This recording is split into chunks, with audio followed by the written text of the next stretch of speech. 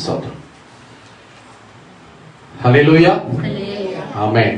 கர்த்தர் நல்லவர். எத்தனை பேர் சொல்ல முடியும்? இயேசு நல்லவர். ஹல்லேலூயா. இந்த நாளிலும் கூட ஈஸ்டர் தினத்தப்போ, அதாவது இயேசு கிறிஸ்து உயிர்த்தெழுந்த திருநாளில உங்களை பார்ப்பது எனக்கு மிகுந்த மகிழ்ச்சியை தருகிறது. பிரியமானவர்களே, இன்னைக்கு நான் அதிக நேரம் எடுத்துக்கொள்ள போவது கிடையாது. ஏன்னா அந்த உயிர்த்தெழுந்த திருநாள் என்ன அப்படின்னு சொல்லி நமக்கு எல்லாத்துக்குமே தெரியும். திரும்ப திரும்ப வருஷம் ஒரே காரியத்தை குறித்து தியானிப்பதனால நமக்கு என்ன பலன்? அதுல கொஞ்சம் ஆழமா, ரொம்ப அதிகமா இல்லாம சுருக்கமாய் நாம் தியானித்து செபித்து கடந்து போக இருக்கிறோம். அதுக்காக தேவ சமூகத்துல கர்த்தரை துதிக்கிற ஸ்தோத்திரிக்கிற, குறிப்பா Facebookல, யூடியூப்ல லைவ்ல பார்க்கிறவர்கள் யாவருக்கும் செஞ்சேரி ஜெபவீட்டின் சார்பாக இயேசுவின் நாமத்தில் உங்களுக்கு அன்பின் வாழ்த்துக்கள். கிருபையும் சமாதானமும் இந்த நாளிலும் கூட, இந்த உயிர்த்தெழுந்த இயேசு கிறிஸ்துவின் திருநாளிலும் ஆசீர்வாதமாய் இருங்கள்னு சொல்லி கர்த்தருடைய நாமத்தை வாழ்த்துகிறோம், ஆசீர்வதிக்கிறோம். இந்த நாளிலும் கூட இந்த ஈஸ்டர் அப்படிங்கிறது என்னன்னா, இயேசு கிறிஸ்துவுடைய உயிர்த்தெழுந்த நாள் அப்படின்னு சொல்லி ஆசரித்து கொண்டு இருக்கிறோம். புனிதவெள்ளி அன்னைக்கு இயேசு தாமே வியாழக்கிழமை காட்டி கொடுக்கப்பட்டார், வெள்ளிக்கிழமை அடிக்கப்பட்டார், சிலுவையில இதோ அவர் தம்முடைய ஆவியை பிதாவின் கையில ஒப்பு கொடுத்தார் என்பதாய் நாம் வேதத்தில் தியானிக்கிறோம். அதை தொடர்ந்து இதோ கர்த்தருடைய 3வது நாள் அவர் உயிர்த்தெழுந்தார். இந்த 3வது நாள் தான் இன்னைக்கு அதிகாலையில இருட்டோட அவர் உயிர்த்தெழுந்த திருநாளை நாம் ஆசரித்துக் கொண்டிருக்கிறோம். கர்த்தருடைய நாம் பயன்படத்தக்கதாய் இந்த நாளிலும் கூட அருமையான ஒரு வசனம் இப்படியாய் சொல்லுகிறது, அவர் இங்கே இல்லை. லூக்கா எழுதின சுவிசேஷம் 24ஆம் அதிகாரத்தை திருப்பிக் கொள்ளலாம், எடுத்தவங்க வாசிக்கலாம். லூக்கா 24ல அருமையான ஒரு வசனம்.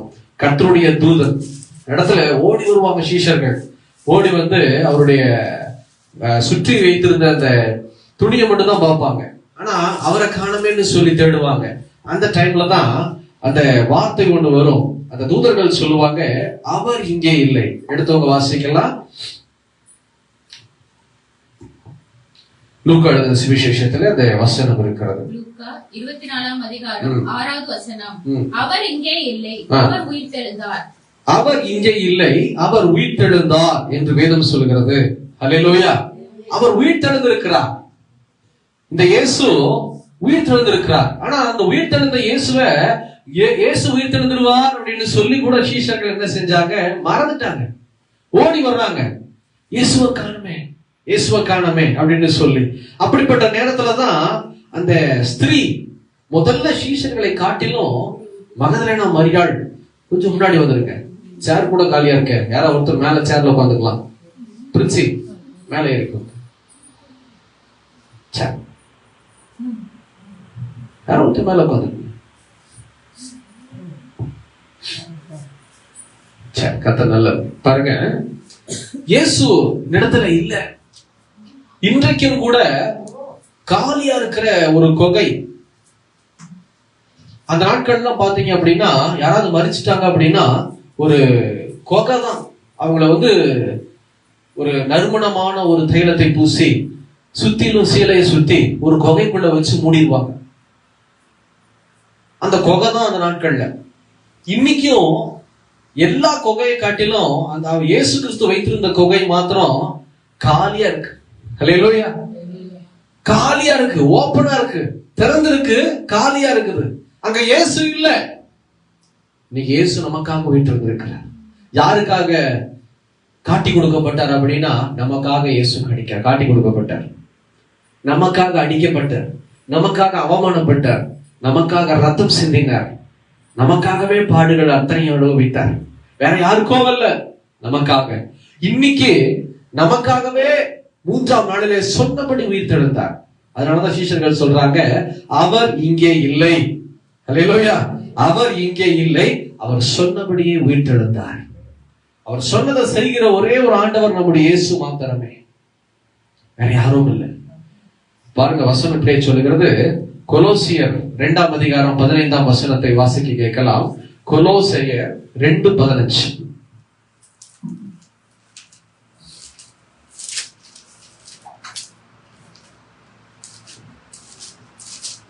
கொலோசியர் 2ஆம் அதிகாரம் 15ஆம் வசனம் எடுத்து வாசிக்கலாம். பக்கம் 276. கொலோசையர் 2ஆம் அதிகாரம் 15ஆம் வசனம் சொல்கிறது, துரைத்தனங்களையும் அதிகாரங்களையும் உரிந்து கொண்டு வெளியரங்கமான கோலமாக்கி அவைகளின் மேல் சிலுவையிலே வெற்றி சிறந்தார். அல்லேலூயா. கவனிங்க, வெற்றி சிறந்திருக்கிறார் இந்த இயேசு. சிலுவையில வெற்றி பவனியாய், வெற்றி நாயகனாய், வெற்றி சிறந்த ஒரே ஒரு ஆண்டவர் நம்முடைய இயேசு கிறிஸ்து மாத்திரமே. அதனாலதான் அவரால் உயிர்த்தெழுத முடிச்சது. இல்லைன்னா உயிர்த்தெழுந்திருக்கவே முடியாது. இந்த இயேசு உயிர்த்தெழுந்தது நல்லது. அவர் சொல்றாரு, நான் இங்கிருந்து போறது, மாம்சரீகமா இருந்த இயேசு 2025 வருஷத்துக்கு முன்னாடி மாம்சமா இருக்கிற உலகத்துல 33 வருஷம். அப்போ அவர் சொல்றாரு, நான் இங்கிருந்து போறது மகனே மகனே உனக்கு நல்லது. ஏன்னா நான் மேல போயிட்டேன்னா தேற்றரவாளன் உன்னிடத்துல வந்து உங்களை தேற்றுவார். யார் அந்த தேற்றரவாளன் அப்படின்னா, கர்த்தரே ஆவியானவர். ஆவியாளர் எங்கே? விடுதலை உண்டு. நீங்க எப்படிங்க உயிர்த்தெழுந்தாரு? உயிர்த்தெழுந்து எங்கீங்க இருக்கிறாரு? நிறைய பேருக்கு ஒரு கேள்வி, என்னங்க இயேசு கிறிஸ்து உயிர்த்தெழுந்துட்டாருன்னு சொல்றீங்க, ஆனா இந்த இயேசு எங்க இருக்கிறார் உயிர்த்தெழுந்தவர் அப்படின்னு சொல்லி நிறைய பேருக்குள்ள ஒரு எண்ணம், நிறைய பேருக்குள்ள ஒரு கேள்வி. இந்த கேள்விக்கு பதில் என்ன தெரியுமா? ஆவியானவராய் இந்த இயேசு ஒவ்வொருவரையும் ஆட்கொண்டு இருக்கிறார். அல்லேலூயா, அல்லேலூயா. ஆவியானவராய், பரிசுத்தமுள்ள ஆவியானவர், தேற்றரவாளன் நம்மை பலப்படுத்திக் கொண்டு இருக்கிறார். பிரியமான சொன்னமே, நம்முடைய வாயின் வார்த்தைகளை மாற்றுகிறார், நம்முடைய பார்வைகளை மாற்றுகிறார், நம்முடைய எண்ணங்களை மாற்றுகிறார், நடைமுறை பாவனைகளை மாற்றுகிறார், நித்தமும் நடத்துகிறார். இயேசு ஆவியானவராய் செயல்பட்டுக் கொண்டிருக்கிறார். அததான் இன்னைக்கு நம்ம சுருக்கமா பார்த்து தியானிக்க போறோம். எப்ப பார்த்தாலும் உயிர்த்தெழுந்தார்னு சொல்லி அந்த கதையவே சொல்லிட்டு நான் கடந்து போக நான் விரும்பவில்லை. நேற்று தினத்துல இரவு வேளையில உங்களுக்காக நான் செபித்து காத்திருந்த போது கர்த்தர் எனக்கு ஆவியானவர் இதைதான் நடத்தினார். இந்த 4-5 காரியத்தை சொல்லி என் ஜனங்களை நடத்து அப்படின்னு சொல்லி, அதுல முதல் காரியம், இயேசு உயிர்த்தெழுந்தோட யாருக்கெல்லாம் தரிசனமானாரு அதை மட்டும் நம்ம சுருக்கமா பார்க்க போறோம். யோவான் சுவிசேஷம் 20ஆம் அதிகாரம் 14ஆம் வசனம். யோவான் 20:14 வாசி கேட்கலாம்.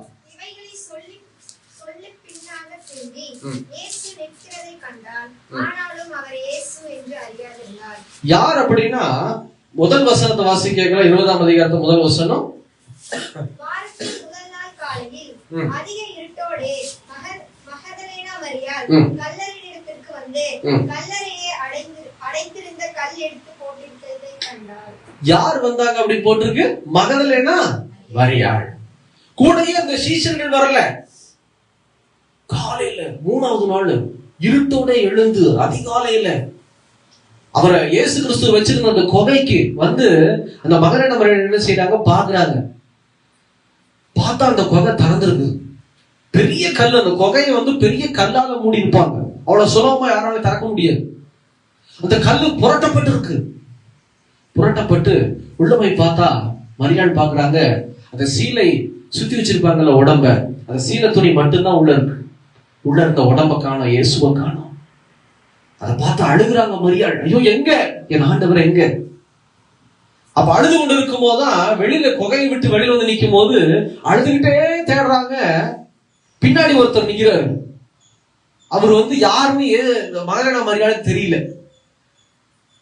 அவர் வந்து சொல்றாரு, யார் தேடுறமா?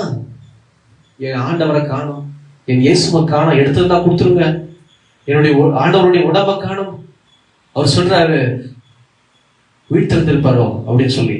ஆனா அவர் கூப்பிடுகிற ஒரு வார்த்தை என்னன்னா, ஸ்திரியே. அழகா எப்பவும் மரியாதை கூப்பிடுவது போலவே இயேசு கூப்பிடுகிறார். அதை கூப்பிட்ட பின்னாடிதான் அவளுக்கு தெரியுது இயேசு என்று. ஆனா அவன் படிச்ச பகுதியில இயேசு கிறிஸ்து நிற்கிறத கூட அவன் பார்த்துட்டு அவன் இயேசுன்னு அறிந்து கொள்ளாம ஒரு ஸ்திரீ இருக்கிறான். இதுல என்ன சொல்ல வர்றேன் அப்படின்னா, முதல்ல எழுந்தோன யாருக்கு ஆண்டவர் காண்பித்தார் அப்படின்னா, மகதலேனா மரியாள் என்னும் பெண்ணுக்கு. இன்னைக்கு இங்க கூட எத்தனை ஆண்கள் இருக்கிறோம்? குட்டி பசங்க சேர்த்துக்கலாம் 3 இல்லையா? மெஜாரிட்டி யாருங்க? பெண்கள் தான். எல்லா சபையிலையும் போய் பாருங்க, சிஎஸ்ஐ ஆனாலும் சரி, டிஎல்சி ஆனாலும் சரி, மெஜாரிட்டி எத்தனை உட்கார்ந்து இருப்பாங்கன்னு பார்த்தா பெண்கள் கூட்டம் தான். அதுக்குன்னு பெண்களுக்கு வேலை இல்லாததுனால ஒரு சிலர் சொல்றது விதண்டாவாதம் பேசுவாங்க. என்னன்னா, அவங்களுக்கு வேலை வெட்டி இல்லைங்க, கூட்டம் போதெல்லாம் கூட்டத்துக்கு வந்துருவாங்க, வந்து உட்காந்துக்குவாங்க அப்படின்னு சொல்லி. இது எவ்வளவு தவறான வார்த்தை. அவங்கள மனம் திரும்பட்டும். அதாவது ஆண்களை காட்டிலும் பெண்களுக்கு தான் வேலை. 24 மணி நேரத்துல குறைந்தபட்சம் ஒரு 15 மணி நேரம் வேலை இருக்கும். ஆமாவா இல்லையா? அப்பா எத்தனை வேலை! ஒவ்வொரு வேலைக்கும் வேலை இருக்கும். இப்படி வந்தா கழுவுறதுக்கு அங்க உட்கார்ந்துருக்கும், அந்த பேசுகள்ல பாத்திரம் கிடக்கும். ஒரு வீட்டுக்கு நான் போவேன், சொல்லுவாங்க அவங்களுக்கு 2 பசங்க. அப்பா என்கிட்ட புலம்புவாங்க. சிஸ்டர் எனக்கு பாவமா இருக்கும் கேட்கும்போது. பாஸ்டர் 2 பேரும் ரொம்ப மோசம் பாஸ்டர். ஒருத்தரடா பனினதவங்க ஜட்டி போதுருக்கா, பேண்ட் அங்க சட்டை எங்க எடுத்துட்டு வரணும், தேடி எடுத்துட்டு வரணும். அந்த சட்டையை பார்த்தா எங்க புரண்டிருப்பான்னே தெரியல, அவ்வளவு அழுக்குங்க. துவைச்சா போகவே மாட்டேங்குது, கைவலியே வந்துருச்சு அவங்களுக்கு. பாவம், உண்மையிலே கைவலி. ரைட் ஹேண்ட் வாஷிங் மிஷின் வாங்கி கொடுத்தோம், அவங்களுக்கு தெரியாது வாங்குறதுக்கு. இப்போ ரொம்ப பாமரச்சனம். போன வாரத்துல கூப்பிட்டாங்க, எங்களுக்கு ஒரு நல்ல வாஷிங் மிஷின் எடுத்து கொடுங்க, நாங்க பணம் கொடுத்துருக்கோம் அப்படின்னு சொல்லி. போய் நானும் நினைச்சு நல்ல ஒரு மிஷினா பார்த்து எடுத்து கொடுப்போம். அவங்களால அந்த 2 பசங்க பண்ற வேலை தாங்க முடியல, தூங்கவே முடியல மாஸ்டர். அந்த மாதிரிதான் பெண்கள் வந்து விசேஷித்தவர்கள். ஏசப்பா பாருங்க, முதல்ல காட்சி அளித்தது யாருக்கு? சத்தமா தான் சொல்லுங்களேன், யாருக்கு? சத்தமா சொல்லுங்க, யாருக்கு? எங்களுக்குன்னு சொல்ல மாட்டேங்கிறீங்களே. அததான் நான் எதிர்பார்க்கிறேன். இயேசு கிறிஸ்து முதல்ல காட்சி அளித்தது யாருக்கு? சத்தம் வரல, நான் விட மாட்டேன். நீங்க சீக்கிரம் முடிச்சிடணும்னு பார்த்தேன் ஈஸ்டர் ஆராதனை. சத்தம் வரணும். இயேசு கிறிஸ்து உயிர் தெழுந்த பின்னாடி யாருக்கு முதல்ல காட்சி அளித்தார்? ஆமென். அதேதான், இயேசு உங்களுக்கு தான் காட்சி அளித்திருக்கிறாரே தவிர ஆண்களாகிய பேதுருவுக்கோ யோவானுக்கோ, அப்படியே மார்பில சாய்ந்திருந்த யோவானுக்கோ காட்சி அளிக்கல. ஏன்னா அவங்க இயேசுவை தேடி வரல. முதல்ல யார் தெரியுமா தேடி வந்தா? பெண்ணாகிய மகதலேனா மரியாள். தூக்க குறைவா மனசு அடிச்சுக்கிட்டு பதறிக்கிட்டு காலையில ஓடி வர்றான். இன்னைக்கு நீங்க இயேசுவை தேடி வந்திருக்கீங்க பாத்தீங்களா? ஆண்டவர் உங்களுக்கு காட்சி அளிக்க போகிறார். ஆண்டவர் உங்களை ஆசீர்வதிக்க போகிறார். கர்த்தர் உங்களை தொட்டு பலப்படுத்த போகிறார். மகதலேனா மரியாளுடைய வாழ்வு அவ்வளவு சமாதானமா இருந்தது. அழுதுகிட்டே இருந்தா. அழுதுட்டு வந்த அந்த பெண்ணை இயேசு சந்திச்சு முதல்ல அவ கண்ணீரை துடைக்கிறார். அழாத, நான் தான் போயிட்டு இருந்துட்டேன், போய் சொல்லு ஊருக்குள்ள.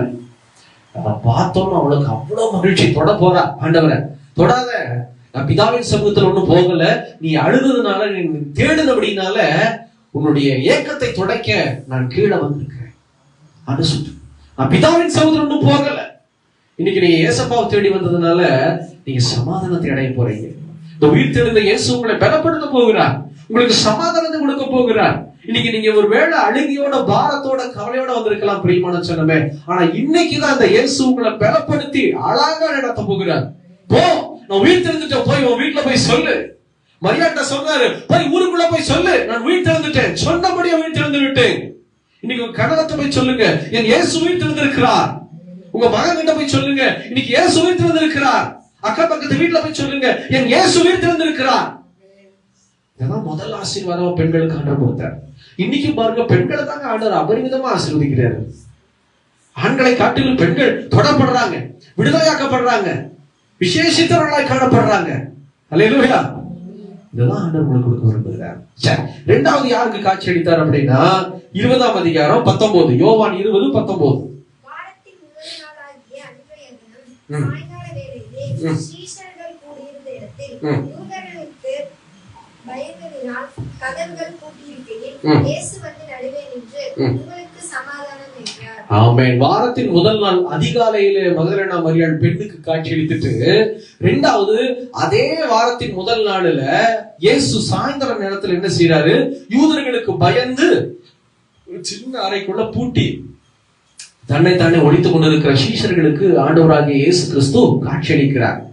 பூட்டி இருக்கிற அறைக்குள்ள உள்ள வரார். இதுதான் நீங்க கவனிக்கணும். மாம்சரீகமா இயேசு உள்ள வரல, ஆவியின் ரீதியா கர்த்தர் என்ன செய்யறாரு? பூட்டி இருக்கிற ரூமுக்குள்ள, வீட்டுக்குள்ள வராரு. வந்து என்ன சொல்றாரு? உங்களுக்கு சமாதானம், உங்களுக்கு சமாதானம். பயந்திருந்தாங்க. நாளைய தினத்தை குறிச்சு ஒரு பயம். ஏன் தெரியுமா? இயேசு கிறிஸ்து இவங்க சீஷர்களுடைய பார்வைக்கு முன்னாடியே அடிக்கப்பட்டார். தரத்தரம் எடுத்துட்டு போறாங்க. பாக்குறாங்க. பயங்கரமா அற்புதம் செஞ்சாரு, அதிசயம் செஞ்சாரு, கண் பார்வை இல்லாதவனுக்கு கண் பார்வை உண்டாக்க செய்தார். இவரை போய் தரத்தரம் இழுக்கிறாங்களே, இவரை கைகால கட்டுறாங்களே, இவருடைய துணியை உருவுறாங்களே, இவரை சிலுவையில அரைந்து கை கால்கள ஆணிகால கடாவுகிறார்களே, முள்முடி சூட்டி இதோ அடிச்சு கோலால அடிக்கிறார்களே, துன்புறுத்துகிறார்களே. ஐயோ, இயேசுவின் சத்தம் பயங்கரமா இருக்கிறது. இதெல்லாம் பார்த்துதான் சீஷர்கள் என்ன பண்ணிட்டாங்க? நடுங்கிட்டாங்க.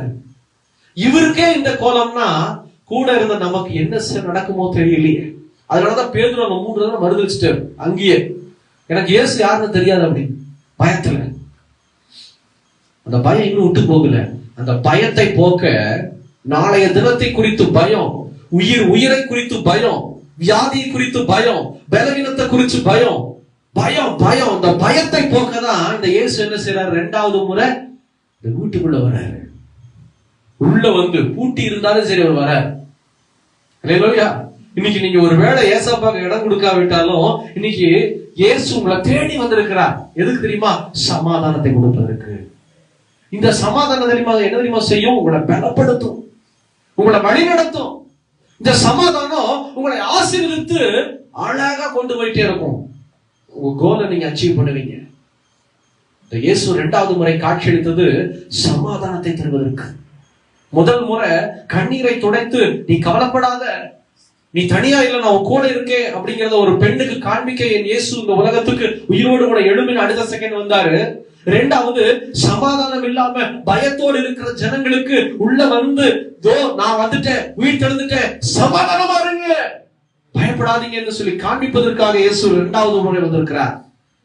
3வது முறை எதுக்கு வர்றாரு? யோவான் சுவிசேஷம் 20ஆம் அதிகாரம் 26ஆம் வசனத்தை வாசி கேட்கலாம். மறுபடியும் 8 நாட்களுக்கு பின்பு அவருடைய சீஷர்கள் வீட்டுக்குள்ளே இருந்தார்கள். தோமாவும் அவர்களுடனே கூட இருந்தான். கதவுகள் பூட்டப்பட்டிருந்தது. அப்பொழுது இயேசு வந்து நடுவே நின்று உங்களுக்கு சமாதானம் என்றார். ஆமா, தோமாவுக்காகவே வந்துட்டாருப்பா 3வது முறை. ஏன் தோமாவுக்காக வரணும்? அவன் சந்தேகப்பட்டான். அந்த வாரத்தின் முதல் நாளாகிய சாயந்தரம் வந்தாருன்னு சொன்ன 2வது பார்த்தோம் இல்லைங்களா? அந்த டைம்ல தோமா மட்டும் இல்ல மிஸ்ஸிங், மத்த எல்லாரும் இருக்காங்க. அதனால வந்த உடனே தோமாட்ட சொல்றாங்க, தோமா இயேசு வந்தாரு, பூட்டி இருக்கிற அறைக்குள்ள இயேசு உயிர் தெழுந்தவர் வந்துட்டாரு, வந்து எங்களுக்கு காட்சி அளித்தாரு, உங்களுக்கு சமாதானம்னு சொல்லி எங்களை ஆசீர்வதிச்சாரு. ஃபர்ஸ்ட் மகலேனா மரியாளுக்கு காட்சி அளித்தாரு, 2வது எங்களை தேடி வந்தாரு தோமா அப்படின்னு சொன்ன. நான் சொல்றேன், நான் நம்ப மாட்டேன். அல்லேலூயா. நானு நம்ப மாட்டேன். என்னப்பா நம்ப முடியாது. ஏன் நம்ப முடியாது? எப்பா சிலுவையில அவரு ஆணிகளால கையில அடிக்கப்பட்டு, கால் அடிக்கப்பட்டு, ஈட்டியினால விலாவை குத்தி கடைசி சொட்டு ரத்தம் வரையில நிலத்துல சிந்தி இருக்கிறத நான் பார்த்தேன். அதை எப்படி நம்புவேன்? அவரு கடைசியில ஆவிய இழுத்து ஆண்டத்த ஒப்பு கொடுத்தாரு. பிதாவே, என் ஆவிய உங்க கையில ஒப்பு கொடுக்கிறேன்னு சொல்லி ஒப்பு கொடுத்து தலை குனிந்ததே. அதை எப்படி நான் நம்புவேன்? நான் பார்த்தால் ஒழிய நம்ப மாட்டேன் அப்படிங்கிறான் தோமா. சந்தேகம். அந்த உயிர் தழுவேன்னு சொன்னதெல்லாம் மறந்துட்டாப்ல தோமா.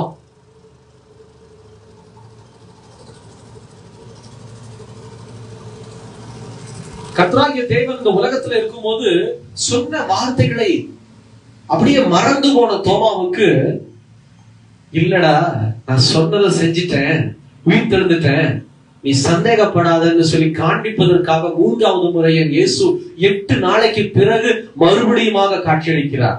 ஹல்லேலூயா. இன்னைக்கு ஒருவேளை நீங்களும் கூட தோமாவை போல உங்க பிள்ளைகளுக்கு தேவன் கொடுத்த வாக்குத்தத்தங்களை மறந்து போயிருக்கலாம்.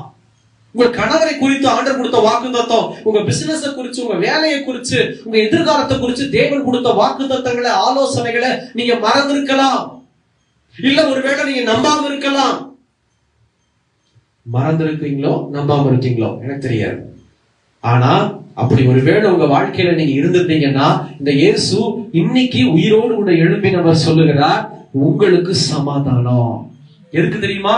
வாக்குத்தத்தங்களை சுதந்திரித்துக் கொள்ள சமாதானம்.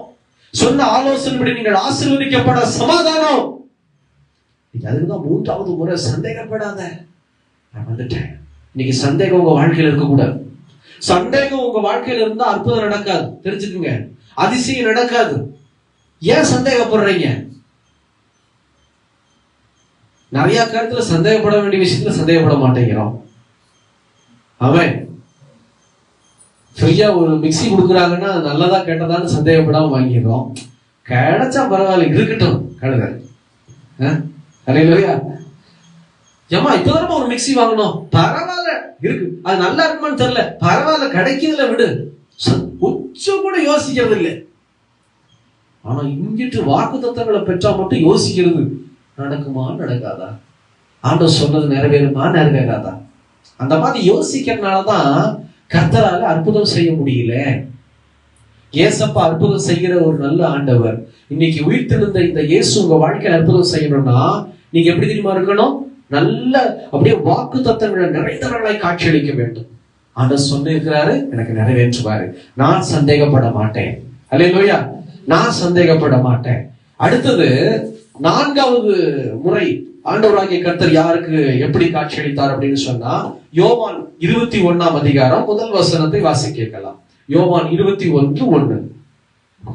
இவைகளுக்கு பின்பு இயேசு திபேரியா கடற்கரையிலே மறுபடியும் சீஷருக்கு தம்மை வெளிப்படுத்தினார். வெளிப்படுத்தின விவரமாவது, சீமோன் பேதுருவும் தீத்துவும் எனப்பட்ட தோமாவும், கலிலேயா நாட்டில் உள்ள கானான் ஊராகிய நாத்தான்வேலும், செபேதியுவின் குமாரரும் அவரின் சீஷர் வேறு 2 பேரும் கூடியிருக்கும்போது. பாருங்க, திபேரியா கடற்கரையில இயேசு தம்மை தாமே காட்சியளிக்கிறார். திபேரியா கடற்கரை, திபேரியா கடற்கரை அப்படிங்கிறது இயேசு காட்சியளிக்கக்கூடிய 4வது சம்பவம். ஏன் அப்படின்னா, அங்க பேதுரு மட்டும் என்ன பண்ணிட்டாரு,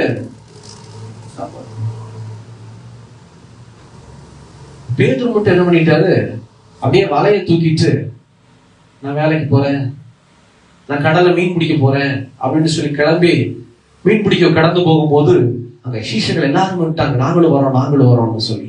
பின்வாங்கி போன சீஷர்களுக்கு தம்மை தாமே வெளிப்படுத்தி, இல்ல நான் உயிரோடு கூட இருக்கிறேன், நான் உங்களை ஆசீர்வதிப்பேன்னு சொல்லி என் தேவனாகிய கர்த்தர் இன்னைக்கு காட்சியளித்தவராய் இருக்கிறார். இந்த செய்தி கேட்கறதான என் ஜனமே, 4வது காட்சி எதுக்கு அப்படின்னா, பின்வாங்கி போனவங்க. இன்னைக்கு உங்க குடும்பத்துல யாராவது ஏசப்பா விட்டு பின்வாங்கி போயிட்டாங்களா? கவலைப்படாதீங்க, நீங்க ஜெபிக்கிற ஜெபத்தினால இயேசு அவர் தம்முடைய தரிசனத்தை காண்பிக்க போகிறார். அல்லேலூயா. பின்வாங்கி போனவங்களை இயேசு இன்னைக்கு தேடி போக போறாரு. ஒருவேளை அவங்க வேலையினால பின்வாங்கி இருக்கலாம், இல்ல வேற ஏதாவது ஒரு காரணம் இருக்கலாம். எந்த காரணமா இருந்தாலும் இந்த இயேசு பின்வாங்கி போனவர்களை தேடி போய் இன்னைக்கு என்ன செய்ய போறாருன்னா, சமாதானத்தை உண்டாக்க போகிறார். இறுதியில் நம்ம ஜெபிக்க போகிறோம், அதுக்கு எல்லாம் ஜெபிக்க போறோம். நீங்க தான் ஜெபம் பண்ண போறீங்க, ஒவ்வொன்னா ஒப்பு கொடுத்து ஜெபிக்க போகிறோம். இந்த செய்தி சுருக்கம் தான், ஆனா கடைசியில நம்ம ஜெபித்து முடிக்க போகிறோம். ஜெபம் ரொம்ப அவசியம். இது எல்லாத்துக்கும் தேவை என்ன தெரியுமா? செய்தி கேட்பது மாத்திரம் இல்ல, அந்த செய்தியை நீங்க விசுவாசித்து ஜெபிக்கணும், ஆண்டவர் சமூகத்துல ஜெபிக்கணும். அதுதான் நான் வர்றேன். கடைசியா 5வது காட்சி ஆண்டவர் எப்போ யாருக்கு காண்பித்தார் அப்படின்னா, அப்போஸ்தலர் நிருபம் 1 அதிகாரத்துல 1 வசனத்தை வாசி கேட்கலாம். அப்போஸ்தலர் 1:1.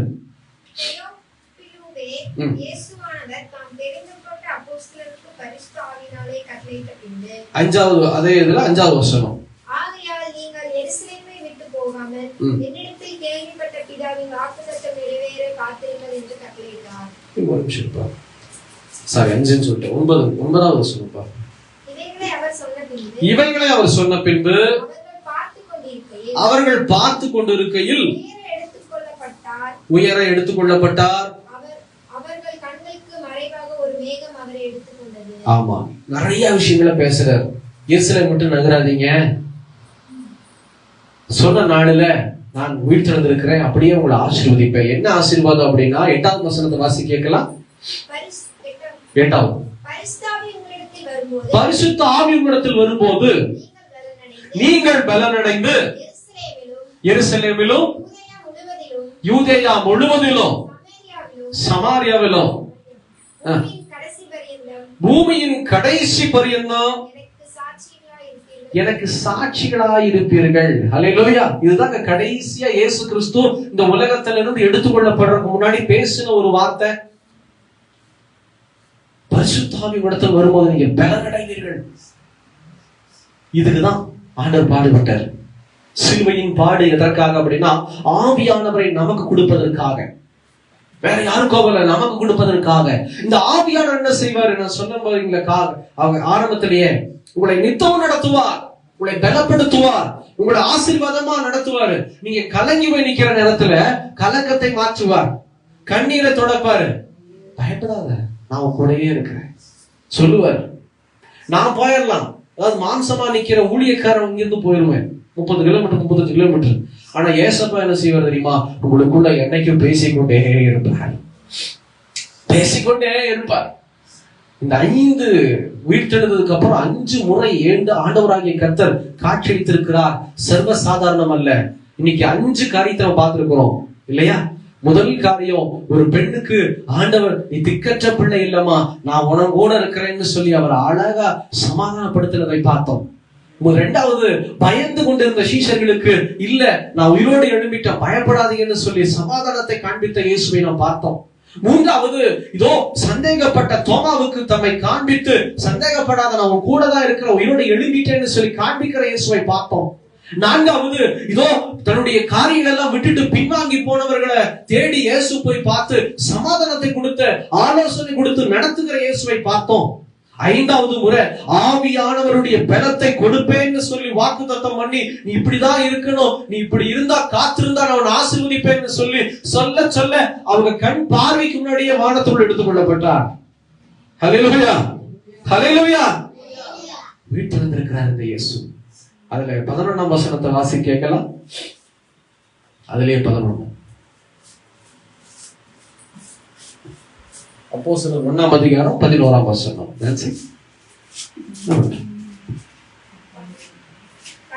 கலிலேயராகிய மனுஷரே, நீங்கள் ஏன் வானத்தை அண்ணாந்து பார்க்கிறீர்கள்? உங்களிடத்திலிருந்து வானத்துக்கு எடுத்துக்கொள்ளப்பட்ட இந்த இயேசுவானவர் எப்படி உங்கள் கண்களுக்கு முன்பாக வானத்துக்கு எழுந்தருளி போனாரோ அப்படியே மறுபடியும் வருவார் என்றார். ஹல்லேலூயா.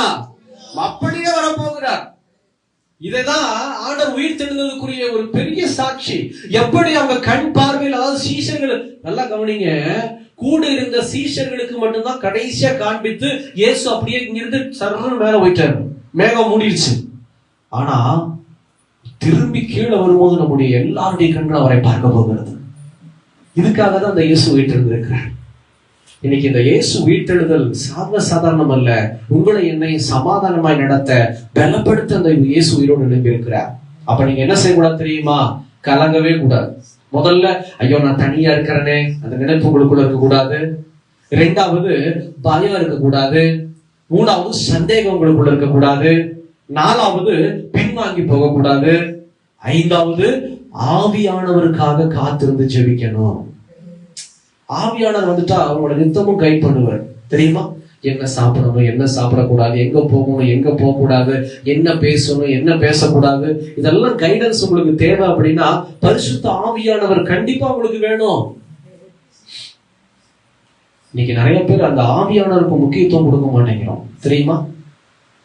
அப்படியே சர்வசாதாரணமா நடந்துக்கிறோம். வழக்கம் போல இருக்கிற கிறிஸ்தவர்கள் நடந்து கொள்ளுகிறோம். நிறைய பேருக்குள்ள என்னன்னா, ஆவியானவர் அப்படின்னா பற்பல பாஷை பேசுறதுனால ஆவியானவர், தரிசனம் பார்ப்பதனால ஆவியானவர் அப்படின்னு நினைச்சுக்கிறோம். இல்ல, ஆவியானவர் என்பது என்ன தெரியுமா? உங்களை நித்தம் நடத்துகிறவரே பரிசுத்த ஆவியானவர். நித்தம் நடத்துவார். கவலையா இருக்கீங்களா? அவர் உங்ககிட்ட பேசுவாரு, உள்ளத்துல பேசுவார். கவலைப்படாத, நான் கூட இருக்கிறேன், நான் உன்னை ஆசீர்வதிப்பேன். அல்லேலூயா. நான் உன்னை ஆசீர்வதிப்பேன். நாங்க ஜனவரி மாதம் இந்த வருஷ துவக்கத்துல சந்தோஷமா ஜனவரி மாதத்தை ஆரம்பித்தோம். 25ஆம் தேதி 26ஆம் தேதியோ எங்க வீட்டு ஹவுஸ் ஓனர் வந்துட்டு திடீர்னு நாங்க ஒழித்து போயிருந்தோம். நானே என் மனைவியும். அப்பா தான் வீட்டுல இருந்தாங்க. வாடகை வர்ற இந்த மாசத்துல இருந்துங்க 10,000 ரூபாய் மாசம் வாடகை அப்படின்ட்டு. என்ன செய்வது? மாசம் பிறந்தா 10,000. ஜனவரியில இருந்து நான் 10,000 ரூபாய் போட்டேன். நீங்க இந்த ஜனவரி மாசம் வாடகை நீங்க கொடுக்கல, நீங்க பிப்ரவரி மாசம் கட்டும் போது 10,000 ரூபாய் கட்டிருங்க அப்படின்ட்டு. அப்படியே ஸ்தம்பிச்சு போயிட்டோம். வீட்டுக்கு வந்தோடனே அப்பா சொல்றாங்க, இந்த மாதிரி சுட்டுக்கிட்டாங்கடா அப்படின்னு. நானும் அப்பாவும் நினைச்சு கலங்கி போய் இந்த குடும்ப ஜெபத்துல ஆண்டவர்கிட்ட சொன்னோம். இரவுல நாங்க என்ன செய்வோம்? ஒரு பக்கம் திக்கற்ற பிள்ளையா நாங்க இருக்கிறோமே, எங்களுக்கு ஒரு வீடு இல்லையே.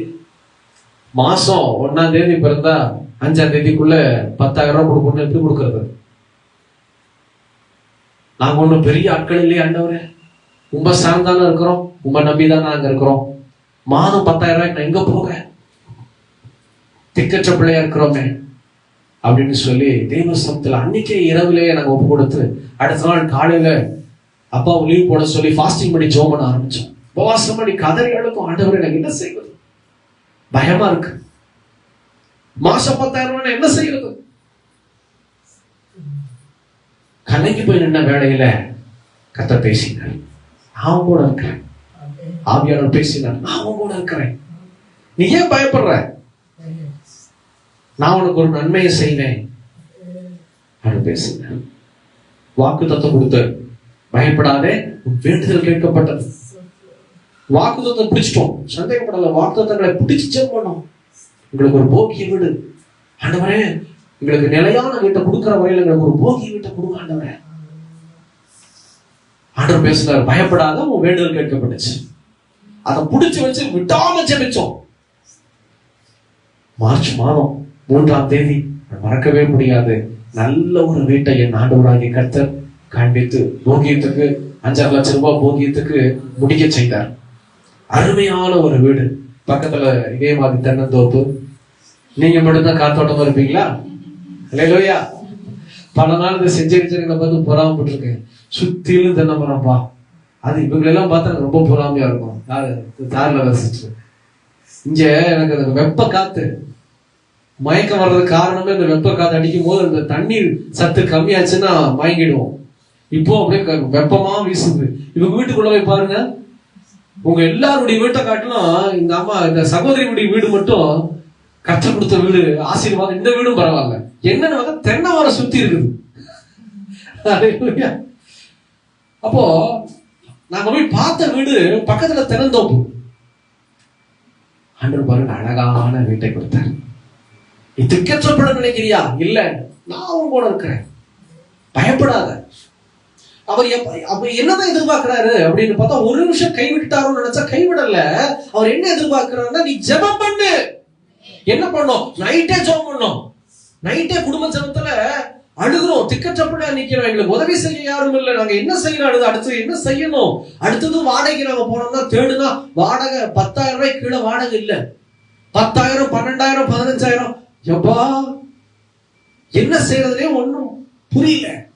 அப்புறம் தான் நாங்க ஒரு கோரிக்கை வச்சோம், நிலையான வீட்டை என் தேவனாகிய கர்த்தர் கொடுக்கிற வரையில் எங்களுக்கு ஒரு போகி வீட்டை கொடுத்து ஆசீர்வதியும். நாங்க போகி வீட தேடலாமான்னு கேட்கும் போது ஆண்டவர் சொன்னார், பயப்படாத, உன் வேண்டுதல் கேட்கப்பட்டுச்சு. அதுக்கப்புறம் தேட ஆரம்பிச்சோம். மார்ச் 3ஆம் தேதி அவங்க 2 மாசம் தவணை கொடுத்திருந்தாங்க. மார்ச் எண்டுக்குள்ள நீங்க காலி பண்ணிடணும். மார்ச் 3ஆம் தேதி இரவுல நல்ல ஒரு வீட்டை என் ஆண்டவராகிய கர்த்தர் 2 பெட்ரூம், ஹால், கிச்சன், டைனிங் ரூமோட தனி வீடு, கார் பார்க்கிங் வசதியோட ஆண்டவர் கொடுத்தார். டக்கு டக்கு டக்குன்னு எங்ககிட்ட என்ன இருக்கோ அதை வைத்து அந்த காரியங்களை நிறைவேற்றினோம். 5 லட்சம் ரூபாய் கொடுத்து கர்த்தர் சமாதானமா இன்னைக்கு அந்த வீட்டுல ஜீவிக்கிறார். அவர் நல்ல தலைவராய் இருந்து கர்த்தர் எங்க அந்த வீட்டுல ஆளுகை செய்கிறவராய் இருக்கிறார். இந்த வீட்டிலிருந்து இயேசு, நான் சொல்லுவேன், என் கூட என் வீட்டுல இருக்கிறாரு. இன்னைக்கு உங்க கூட உங்க வீட்டுல இருக்க போறாரு. அல்லேலூயா. கலங்காதீங்க, நீங்க திக்கற்ற பிள்ளை இல்ல. என் இயேசு உங்களோட கூட இருக்கிறார். நீங்க கண்ணீர் வடிச்சிருக்கலாம், சமாதானம் இல்லாம இருக்கிறேன்னு என்னை யார் கேட்பாங்க? இந்த இயேசு உங்களுக்காக பரிந்து பேச வல்லவரா இருக்கிறார். நான் விரும்பினபடியே எனக்கு இந்த வீட்டை கொடுத்தார். தென்னந்தோப்பெல்லாம் நான் விரும்புவேன். பக்கத்துல பார்த்தா தென்னந்தோப்பு. அல்லேலூயா. கர்த்தர் அழகான வீட்டை கொடுத்து காத்தோட்டமா கீழே உட்கார்ந்து இருக்கிறோம், மேல உட்கார்ந்து இருக்கிறோம். டாம் ஓடி ஆடி விளையாண்டுட்டு, எனக்கு இங்க பார்த்தா ஜாக்கி ஓடி வருவான். அந்த வீட்டுல ஓடி வர்ற இடம் இருக்காது. இங்க பார்த்தா ஓடி அங்கிட்டு குதிச்சுக்கிட்டு இருக்கான். அழகான ஒரு இடத்தை என் இயேசு கொடுத்த பிச்சை, என் இயேசு எனக்கு கொடுத்த கிருபை. நான் தாழ்மையாய் சொல்கிறேன் பிரியமான செல்லமே, எனக்கு செய்தவர் உங்களுக்கும் செய்வார். அப்ப என்னதான் எதிர்பார்த்தார் அப்படின்னா, வாசி கேட்கலாம். பிலிப்பியர் எழுதின நிருபம் 4:6. பிலிப்பியர் 4ஆம் அதிகாரம் 6வது வசனத்தை வாசி ஜெபிக்க போகிறோம். பிலிப்பியர் 4:6.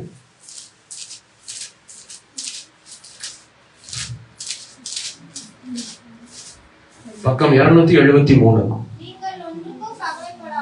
நீங்கள் ஒன்றுக்கும் கவலைப்படாமல் எல்லாவற்றையும் குறித்து உங்கள் விண்ணப்பங்களை ஸ்தோத்திரத்தோட கூடிய ஜெபத்தினாலும் வேண்டுதலினாலும் என்ன சொல்லியிருக்கிறாங்க? தேவனுக்கு, பாப்பா சத்தமா, தேவனுக்கு, ஹலோ சத்தமா, தேவனுக்கு தெரியப்படுத்துங்கள். இததாங்க ஆண்டவர் சொல்ல சொல்லியிருக்கிறாரு. என்ன சொல்றாரு? நல்லா கவனிங்க. நீங்கள் ஒன்றுக்கும் கவலைப்படாதீங்க. என் இயேசு உயிரோடு எழுதி இருக்கிறார். என் இயேசு உயிரோடு இருக்கிறார்.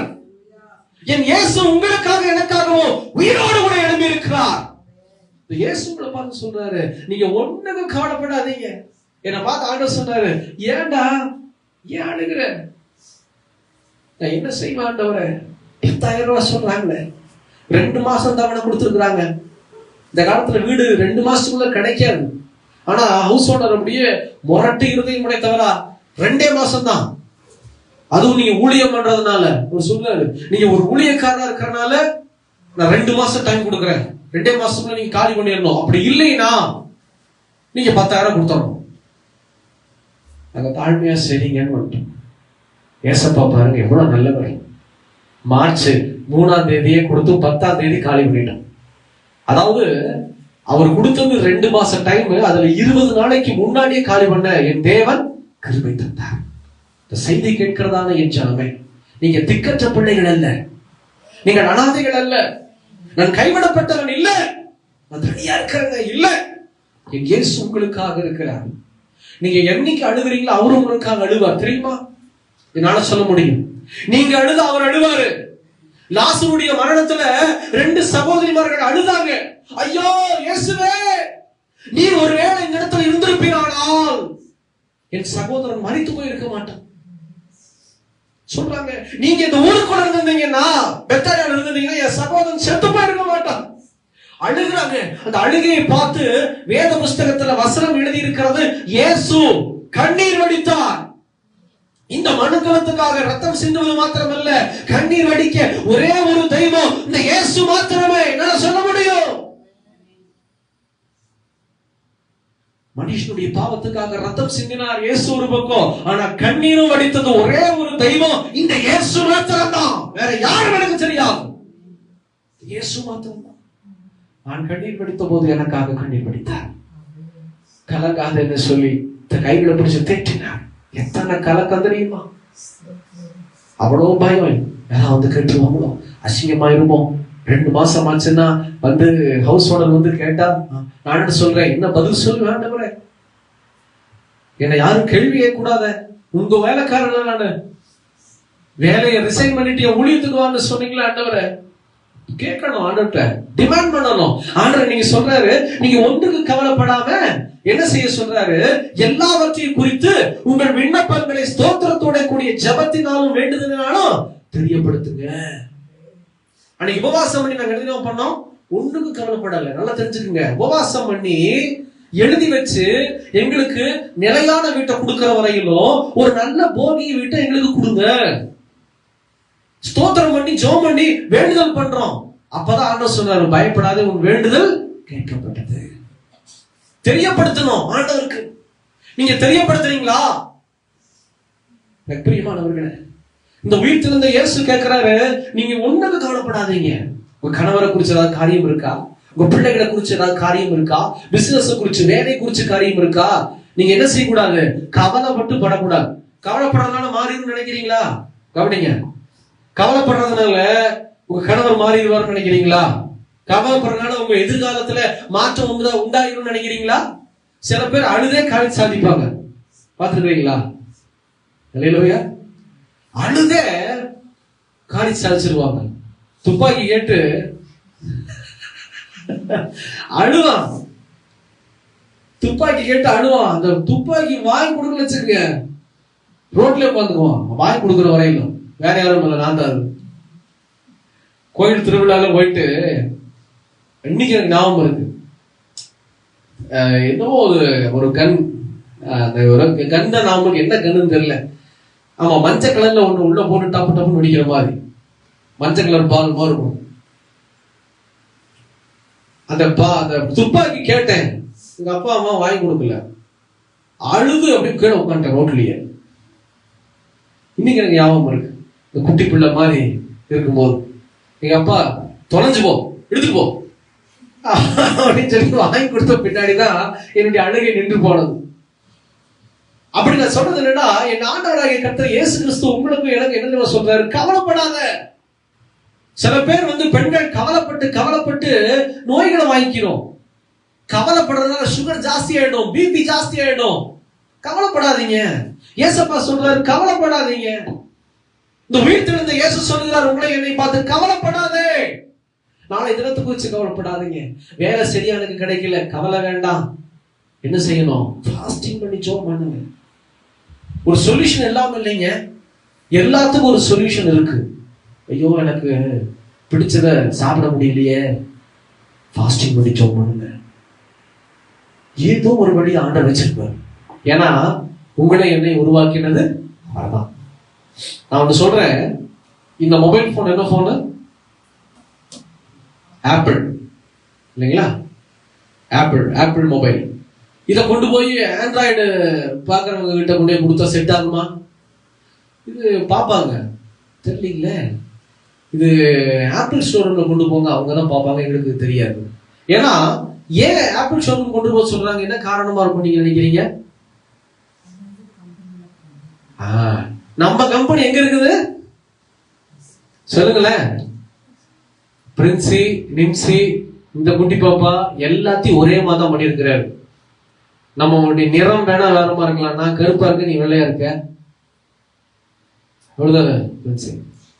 ஆமாண்டா பாத்தியா ஒரு செகண்ட்ல. நிறம் வேணா வேற இருக்கலாம், ஆனா மேனுஃபேக்சரிங்க மேலதான். அப்ப நீங்க யார்கிட்ட கேட்கணும்? அங்கதானே கேட்கணும். அதை விட்டுட்டு கணவர்கிட்ட போய் துன்புறுத்துறது, நான் சொன்னதை வாங்கிட்டு வரலையா, பண்ணலையா, இதை செய்யலையா, அதை செய்யலையா. ஐயோ அந்த மனுஷன். ஒரு சில பேர் நைட்டு வர்றது 11 மணி 12 மணி. ஏன் தெரியுமா? எப்பா இவ தூங்கினப்புறதாப்பா வரணும். அப்பவும் கூட்ட முடிச்சுட்டு, என்னப்பா நான் கேட்டது வரலையா, நாளைக்கு வந்துருப்பா, தூக்கம் வருதுப்பா. சில ஆண்கள், நடிக்கிற ஆண்களையும் நான் பார்த்திருக்கிறேன். ஏங்கம்மா விடுங்க முறைக்கிறாங்க அம்மா பக்கத்துல மாட்டி, தூக்குறா பக்கத்துல முடிச்சிட்டா. அப்போ என்னைக்குமே நீங்க கவலைப்படுறதுனாலயோ மற்றவர்களை கவலைப்படுத்துகிறதுனாலயோ காரியத்தை நீங்க சாதிக்க முடியாதுங்கிறத நீங்க தெரிஞ்சுக்கிடுங்க. ஹல்லேலூயா. அழுது அழுது அழுது, அதெல்லாம் அந்த காலம். அழுதாலும் உடனே வாங்கி கொடுக்கறது. இன்னைக்கு அழுதா கூட ஏன் யாஸ்மின் நடக்க மாட்டேங்குது இல்ல? உங்க அண்ணன் எடுத்து 3000 வச்சா வரல, வராது, கண்டுக்க மாட்டேங்கிறானா? தங்கச்சி இப்படி 3000 திருடி போயாச்சு, வேணாம் அவங்களுக்குள்ள நம்ம பாட்டு சண்டைக்கு வந்துட போறாங்க. எடுத்துட்டு போயிட்டான், கொடுக்கல. கேட்டா அழுதாலும் பாவம். அந்த பொண்ணு ஒரு ஞாயிற்றுக்கிழமை அந்த குடும்பமே அழுக வச்சு கொண்டு இருக்குது. லேட்டா வந்தா. ஏன்னு கேட்டா, எங்க அண்ணன் என் பணத்தை தூக்கிட்டான், நான் கேட்டா கொடுக்க மாட்டேங்கிறான், அதுக்கு எங்க வீட்டுல எல்லாரும் சப்போர்ட். அப்ப அழுது இப்ப கிடைச்சதா பாப்பா? கிடைக்கல. இனிமே கிடைக்குமா? கிடைக்காது. அப்ப என்ன தெரிஞ்சுக்கங்க, நீங்க அழுகிறதுனால எதையும் திரும்ப பெற்றுக்கொள்ள முடியாது. சொந்த குடும்பத்திலே பெற்றுக்கொள்ள முடியாதுன்னா வெளியில போய் அழுதா கிடைச்சிருமா? அவன் வேலையை பார்க்கறதுக்கு அவனுக்கு கரெக்டா இருக்கு. அப்ப நீங்க என்ன செய்யக்கூடாது? கவலைப்படக்கூடாது, அழுகக்கூடாது. கவலைப்பட்டு சுகர் பிபி எல்லாம் ஜாஸ்தி ஆகி அதுக்கு ஒரு பக்கம் மாத்திரையை போய் தேடி அந்த மாதிரிலாம் உட்காராதீங்க. என்ன செய்ய? அதுக்கு பதிலா வேலை கிடைக்கல, இல்ல பிசினஸ்ல தடுமாற்றம், இல்ல பலவீனம், பயம், கலக்கம், இந்த மாதிரிலாம் வந்துச்சுன்னா ஆண்டவர் சொல்றாரு, நீங்க ஒண்ணுக்கும் கவலைப்படாம நீங்க என்ன செய்ய, உடனே ஃபாஸ்டிங் பண்ணி ஜெபம் பண்ணி ஸ்தோத்திரத்துடனே கூடிய ஜெபத்தினாலும் வேண்டுதனாலும் தெரியப்படுத்துங்க. என்ன செய்ய சொல்றாரு? தெரியப்படுத்துங்க. ஆண்டவரே, எனக்கு இதெல்லாம் பலவீனமா இருக்குது, என்னால சாப்பிட முடியல, எனக்கு பயமா இருக்கு, எனக்கு கலக்கமா இருக்கு, என் பிசினஸ்ல இந்த மாதிரி குறையா இருக்கு, வேலையில குறையா இருக்கு, இதெல்லாம் ஆசீர்வாதம் கொஞ்சம் குறைவா இருக்கு, ஏசப்பா எனக்கு ஆசீர்வதிங்கன்னு சொல்லி தெரியப்படுத்திட்டீங்கன்னா ஆண்டவருக்கு போதும், அந்த மேல பரலோக ராஜ்யத்துக்குள்ள போயிடும். எனக்கு வீட்டு இருந்துட்டாரு, உங்களுடைய குறைகளை ஆண்டவர் மாற்றுவாரு. எனக்கு நல்ல வீட்டை ஆண்டவர் கொடுத்தவரு, அந்த பிச்சையினால் உட்கார்ந்து இருக்கிறேன், அவருடைய கிருபையினால் இருக்கிறேன், அந்த வீட்டை கொடுத்தது போல உங்களுக்கு நன்மையானது எதுவோ அதை தருவார். எது நன்மைங்கிறது அவருக்கு தான் தெரியும், உங்களுக்கு எனக்கு தெரியாது. எந்த இடத்துல உங்களுக்கு நன்மை உண்டாகும், யார் மூலமா நன்மை உண்டாகும், என் ஆண்டவர் அறிந்திருக்கிறார். பயப்படாதீங்க, கலங்காதீங்க, சந்தோஷமா இருங்க. வசனம் சொல்லுது பாருங்க, இந்த பிலிப்பியர் 4:4 கர்த்தருக்குள் எப்பவும் சந்தோஷமாயிருங்கள், சந்தோஷமாயிருங்கள் என்று மறுபடியும் சொல்லுகிறேன். அல்லேலூயா. கர்த்தருக்குள்ள எப்பவும் நீங்க என்ன செய்யணுமா? சந்தோஷமா இருக்கணும். சந்தோஷமா நீங்க இருக்கிறதுக்காக தான் இந்த இயேசு உயிர்த்தெழுந்தாரே தவிர வேற எதற்கோ அல்ல. பிரியமான சின்னமே, ஏசப்பா இன்னைக்கு எதுக்காக இந்த உயிரோடு கூட எழுப்பினார் தெரியுமா? நீங்களும் நானும் சந்தோஷமா இருக்கணும். இருப்போமா? சந்தோஷமா இருப்பீங்களா? அல்லேலூயா. கண்களை மூடி செபிக்கலாமா? அப்படியே கண்களை மூடி தேவ சமூகத்துல ஒரே நிமிடம், அதிக நேரம் இல்ல, ஒரே நிமிடம். ஹல்லேலூயா, ஹல்லேலூயா. இந்த சேனைகளின் கர்த்தர் உங்களோடு கூட இருக்கிறார், உங்களை பார்த்து கொண்டே இருக்கிறார், உங்களை பலப்படுத்துகிற கிறிஸ்து உங்களை பார்த்து கொண்டே இருக்கிறார்.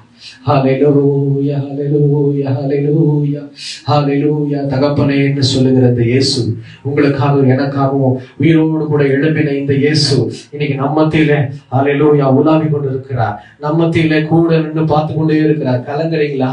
பயப்படுறீங்களா? இன்னைக்கு இந்த பயத்தை எல்லாம் ஆண்டவர் போற்ற விரும்புகிறார், போக்க விரும்புகிறார். உங்களுடைய கலக்கம் எல்லாம் மாறப்போகுது, உங்க பயம் எல்லாம் மாறப்போகுது. ஹல்லேலூயா. ஒப்பு கொடுங்க. சேனைகளின் கற்றை தேடுவதற்கு ஒப்பு கொடுங்க. ஆண்டவரே என்று சொல்லி ஒண்ணுக்கும் கவலைப்படாதீங்க.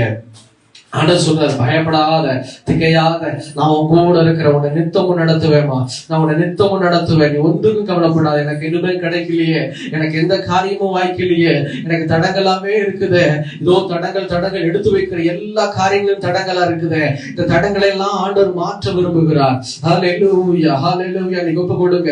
ஏசப்பா, என் தடங்களை மாற்றுங்கப்பா, என்னுடைய காரியங்களை மாற்றுங்க ஆண்டவரே, என்னுடைய காரியங்களை பலப்படுத்துங்கப்பா. உங்களுடைய கிருபை என்ன தொடரட்டும், உங்க கிருபை என்ன பலப்படுத்தட்டும். ஹல்லேலூயா, ஹல்லேலூயா. தகப்பனேன்னு சொல்லி உயிரோடு எழுந்தவரே, ஓ ஹல்லேலூயா, ஹல்லேலூயா. உயிரோடு கூட நம்முடைய இயேசு எழுந்திருக்கிறார். இந்த இயேசு உயிரோடு கூட எழும்பி இருக்கிறாரு. ஆண்டவர் சொல்றாருல்ல, இதோ உயிரோடு எழுந்தவரேன்னு சொல்லி. ஹல்லேலூயா. தகப்பனே, ஆமென். ஒப்புக்கொடுங்க. உயிரோடு எழுந்தவரே, உம்மை ஆராதனை செய்கிறோம். ஜீவனின் அதிபதியே, உம்மை ஆராதனை செய்கிறோம். உயிரோடு எழுந்தவரே, உம்மை ஆராதனை செய்கிறோம். ஜீவனின் அதிபதியே, உம்மை ஆராதனை செய்கிறோம். அல்லேலூயா, ஹோசன்னா, அல்லேலூயா, ஹோசன்னா, அல்லேலூயா, ஹோசன்னா, அல்லேலூயா, ஹோசன்னா, அல்லேலூயா, ஹோசன்னா, அல்லேலூயா, ஹோசன்னா, அல்லேலூயா, ஹோசன்னா, அல்லேலூயா, ஹோசன்னா.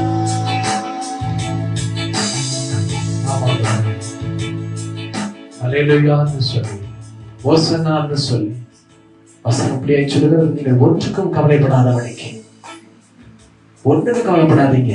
எதை குறித்தும் கவலை வேண்டாம், கண்ணீர் வேண்டாம். இன்னைக்கு இந்த இயேசு உங்களுக்காக எனக்காக இவரோட இருக்கு. ஃபாஸ்டிங் போடுங்க, உபவாசம் பண்ணுங்க, ஜெபம் பண்ணுங்க. யாரை குறித்து ஜெபம் பண்ணணுமோ எழுதி ஜெபம் பண்ணுங்க.